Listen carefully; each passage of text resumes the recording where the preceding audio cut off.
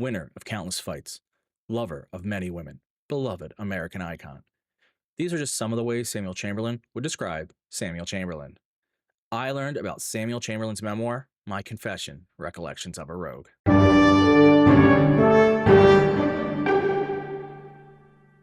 While I was researching the Glanton Gang, a group of vicious killers made famous in the Cormac McCarthy book, Blood Meridian, I ran into a figure named Samuel Chamberlain. He has a bit of a role in the Glanton story, since he accompanied them for a short time, though I would not place him as a major figure in their tale. However, my Glanton Gang research noted that readers should really check out Chamberlain's memoir, My Confession, Recollections of a Rogue.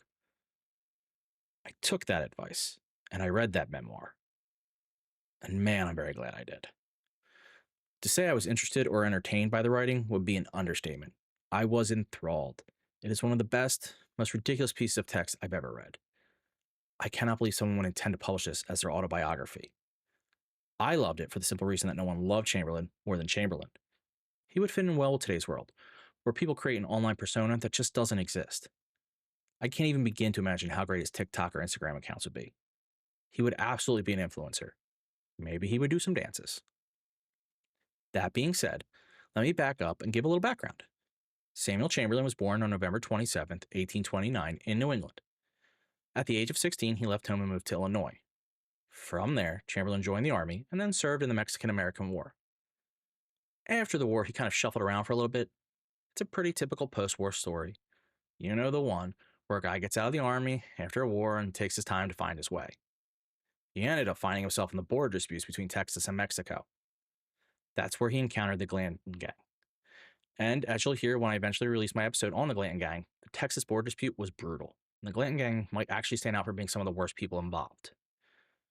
After his time out west, he joined the Union Army at the start of the Civil War, where he eventually was awarded the rank of Brevet Brigadier General. Over the course of the Civil War, he was wounded 6 times.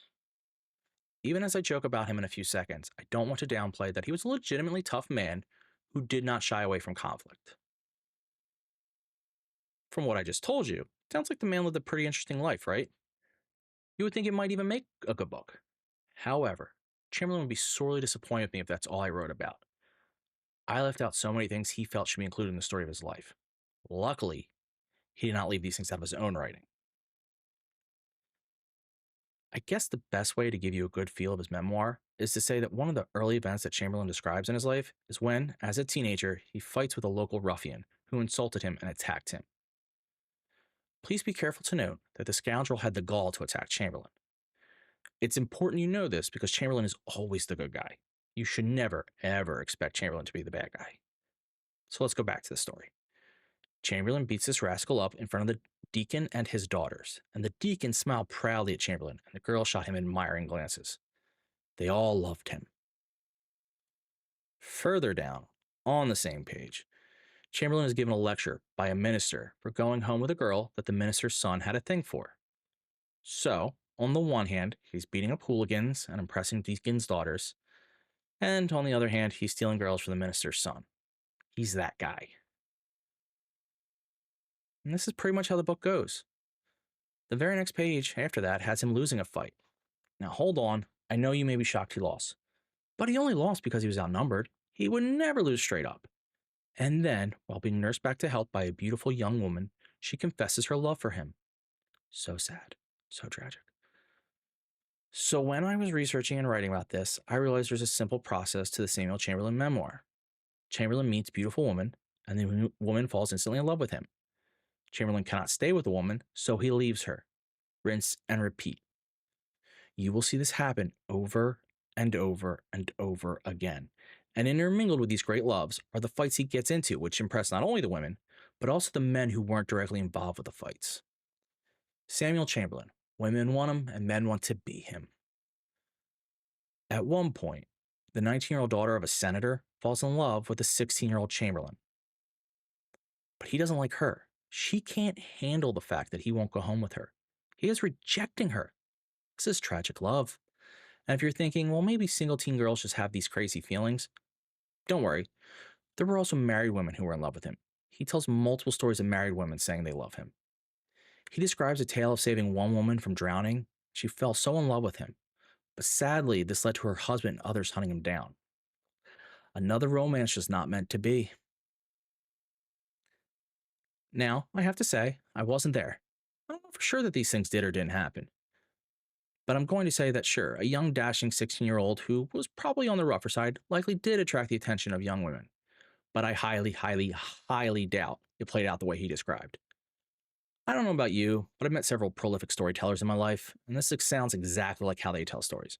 They start out with a kernel of truth and expand and embellish to the point where what really happened is so far removed from the truth that the two events don't even sound the same. Don't you worry, his memoir wasn't all getting in fights, saving women, and running from husbands. Oh no. As a teenager, he also saved a seminary full of students from a fire. First, he got them all out of the building, and then he organized people into a firefighting squad, and they put out that fire. Of course, there were some girls nearby who just admired Chamberlain for being a hero. I wonder if music was always playing in the background of his heroics, like Enrique Iglesias. Even though I was getting away from the fights, I actually want to go back and highlight two other confrontations. The first is a fight with a drunk man. It stands out because it was a knife fight. Of course, Chamberlain wasn't the aggressor, he was defending a woman, and he won that fight because no one should ever have a knife fight with good old Sammy. The second instance I want to highlight requires you to understand that there were moments reading this book where I felt I was in a James Bond movie, because there's a number of times that he is captured and gets away. The best, or most fantastic one, has Chamberlain escaping from a group of villainous looking cutthroats. First, he manages to punch their toughest fighter, from whom he steals a knife. He then knocks over a table and runs through the door. The thugs manage to recapture him, but because the leader was so impressed by Samuel Chamberlain, he offered him a chance to escape. All he needed to do was beat their most formidable fighter in a knife fight. What did I just say? You should never, ever enter a knife fight with Chamberlain. Of course, Chamberlain won. I hope you're starting to understand why I love his writing so much. Obviously, I'm encouraging you all to read his book as well. You won't be sad you did.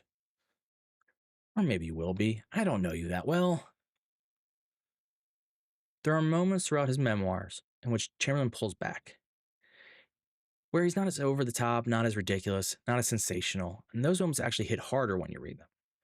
To me, these moments help the reader see a little bit more into the true character of Chamberlain, because here's this man who writes so insanely about certain moments of his life, and yet, in other instances, he can't or won't write similarly.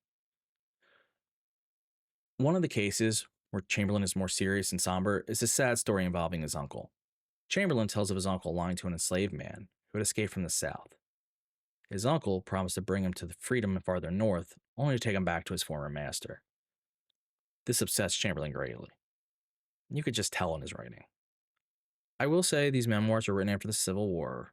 A cynical reader might think that Chamberlain is just trying to place himself on the right side of history, but he did fight for the Union, so to me the story lines up with his actions. His tone and description for the event is very melancholy, and it did seem to have a profound impact on him. I also want to give Chamberlain credit in that his description of the Mexican-American War also does not appear to be embellished. However, he also doesn't really talk about his time in the war all that much, so there's that. Hard to embellish what you don't write about. He ends his book with his time spent with the Glanton Gang. Again, I'm not going to get into a full description of the Glanton Gang. I'm going to do an episode about them. Which, now that I think about it, is awkward, because I'm trashing Chamberlain's book, and I'm going to use it as a source. Yeah, I get why people might question that. But it's kind of required. There's just not a lot of writing on them. I need his book. Okay, I'm rambling. Anyway, the Glanton Gang was brutal, and some of the stuff they did was just mind-blowing, and he seems genuinely appalled by their actions. You can tell he was asking himself the question, who did I get tied in with? At no point does Chamberlain describe the Glanton Gang's actions in a positive light. He even describes fleeing from the gang before Glanton died. Spoiler, Glanton dies. Sorry I ruined that for you. Obviously, when the man named Glanton dies, the gang kind of breaks up. Chamberlain was out of there before that ever happened. This is an instance again where a cynical person might claim this is revisionist, a way for Chamberlain to separate himself from these awful people. But it doesn't read like that to me, like someone trying to separate themselves from something awful. It just reads like Chamberlain was disturbed by what he saw. Also, to be fair, I think if he were to change the story to help himself out, Chamberlain would have been fighting the gang. He has no qualms painting himself as the hero who can defeat the odds. I think if Chamberlain were lying, you'd have this epic fight against the gang, maybe a one-on-one knife fight with the dastardly Mr. Glanton himself. But really, Chamberlain just escapes from them. His writing indicates it was more luck than anything. So that's why I take it a little bit more at face value. The sad part is, Chamberlain's book cuts off right after his escape from the Glanton Gang. There didn't seem to be an exact reason why it cuts off there. I did see a suggestion that Civil War injuries prevented further writing, and that would make sense. It really stinks that we didn't get further writing because I wanted nothing more than to keep reading about him and just see how many women in America loved him. We don't know enough about America's greatest lover. I think we as a people should know this. So that's my very quick episode on Samuel Chamberlain. It's a bit of a different episode because what I learned about one man's love of himself. Granted, he did give some good information for my Glanton Gang episode, but overall, I wouldn't call this one of the most historically important pieces of writing ever. That being said, I still love reading it. I once again will encourage everyone else to read his work as well. It does have some historical value. You get a feel for the times and some events, but most importantly, it's very, very entertaining. That's good history. And with that, I'm going to wrap up. So please like, subscribe, do all that fun stuff for me. Thanks.